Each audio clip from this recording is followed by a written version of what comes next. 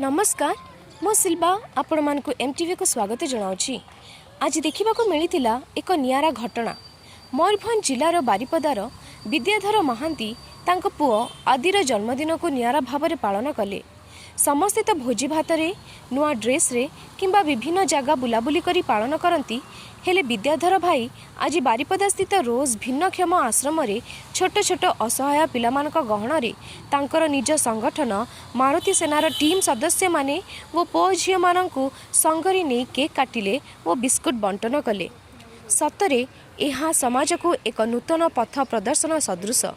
आजिर कार्यक्रम को परिचालन करथिले मारुति सेना जिला सभानेत्री शुभस्मिता बेहेरा, उपसभापति विनोद लोहार, राज्य उपदेष्टा रंजित राउत, जिला संयोजिका ललिता मुर्मू, नगर सभापति विद्याधर महांती, मकर ध्वज बेहेरा, भगवान पात्र, आदर्शिनी महांती।